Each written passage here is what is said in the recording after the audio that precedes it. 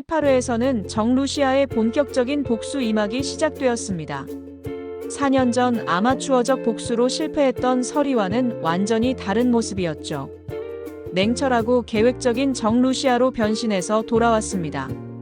특히 주목할 점은 스텔라 장과 정루시아의 치밀한 전략입니다. 안녕하세요. 감정 맛집입니다. 구독, 좋아요, 알람 설정 부탁드리며 이제 19회 예고를 보면서 이들의 복수 계획이 어떻게 전개될지 분석해 보겠습니다. 스텔라 장의 투자 전략. 18회에서 정루시아가 먼저 입국하고 이내 스텔라 장과 모태주는 마카오를 거쳐 입국합니다.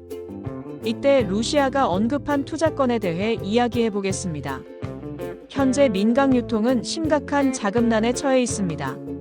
민 회장은 민경채에게 자구도생하라고 선언했고 민지섭은 수정에게 돈을 빌려주지 말라고 했으며 심지어 지섭 와이프는 오판술에게 전화해서 큰 아가씨에게 돈 빌려주지 말고 명동 사채시장까지 차단하라고 요청했습니다. 민경채는 완전히 고립된 상황이죠. 이런 상황에서 루시아가 투자건은 어떻게 되셨어요? 라고 묻고 스텔라 장은 스텔라가 나서서 안 되는 일 봤어? 라고 자신만만하게 말합니다. 즉, 신사업 투자 유치가 성공적이었다는 뜻으로 보입니다. 그런데 스텔라 장이 왜 문태경의 신사업에 투자하려고 할까요? 13회에서 스텔라 장과 문태경이 호텔에서 처음 만났을 때를 떠올려 보세요.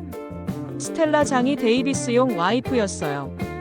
유바이스 투자자라 잘 아실 텐데라고 말했고 문태경이 알겠다고 반응했습니다.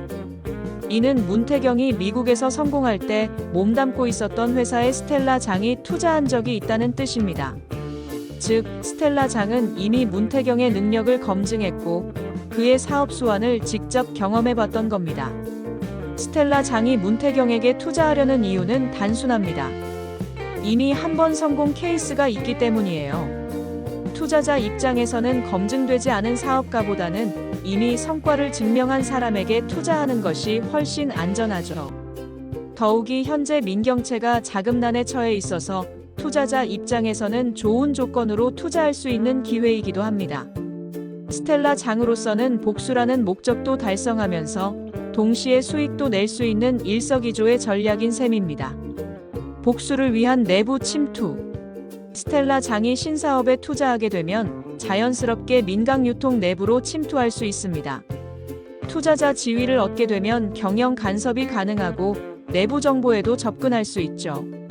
이는 외부에서 공격하는 것보다 훨씬 효과적인 복수 방법입니다.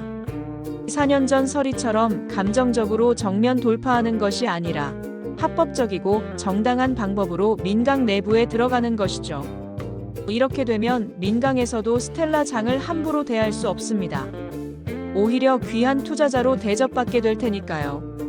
김선재의 예리한 의심. 한편 김선재는 문태경에 대해 점점 더 의심을 키워가고 있습니다.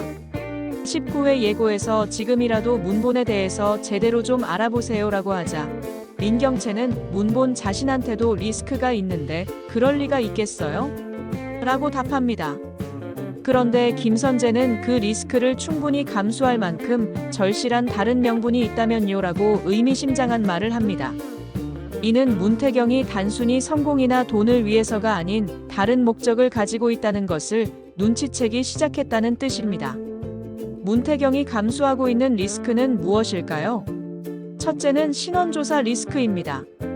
정체가 발각되면 25년 전 사건과의 연관성이 드러날 위험이 있고 25년 전 죽은 부부의 아들이란 것이 탄로날 가능성입니다.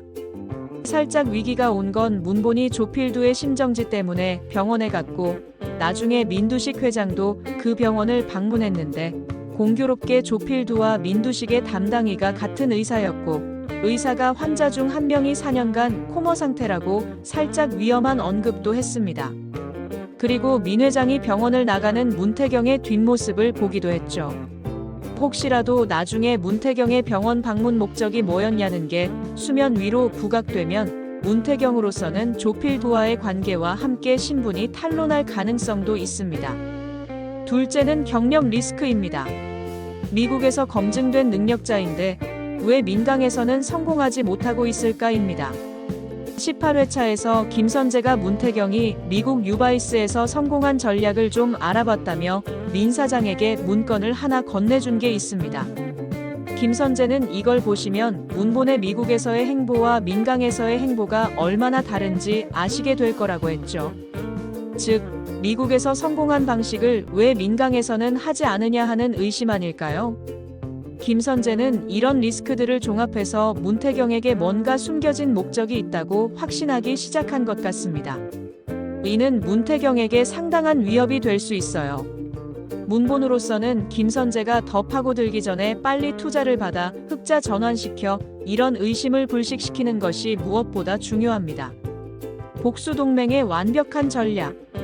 종합해보면 스텔라 장과 정루시아의 복수 계획은 정말 치밀합니다. 스텔라 장은 투자자로서 민강 내부에 침투하려고 합니다.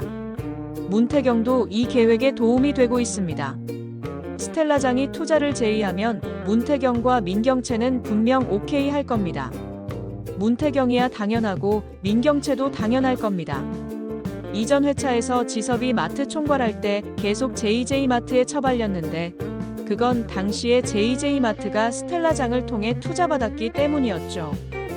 당시에 민 사장은 그런 인맥 알고 있으면 좋겠다는 얘기를 한 적이 있죠.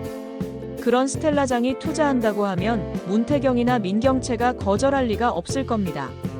18회차에서도 민경채가 신사업 관련하여 지섭과 다툴 때 민경채가 홧김에 오빠가 맛 총괄할 때 JJ마트에 계속 밀렸다는 걸 언급도 했죠.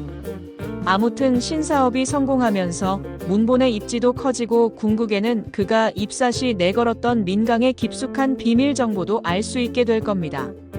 4년 전 감정적이고 무모했던 서리의 복수와는 완전히 다른 차원의 전략입니다. 이제야 민강과 대등하게 싸울 수 있는 준비가 끝난 것 같네요. 19회부터는 이런 복잡한 관계들이 어떻게 얽히고 설킬지 정말 기대됩니다. 김선재가 문태경의 정체를 밝혀낼지, 스텔라 장의 투자가 성사될지 지켜봐야겠습니다. 이상 태양을 삼킨 여자 19회 예고 뇌피셜을 마칩니다. 구독, 좋아요, 알람 설정 부탁드리며 다음 영상으로 돌아오겠습니다.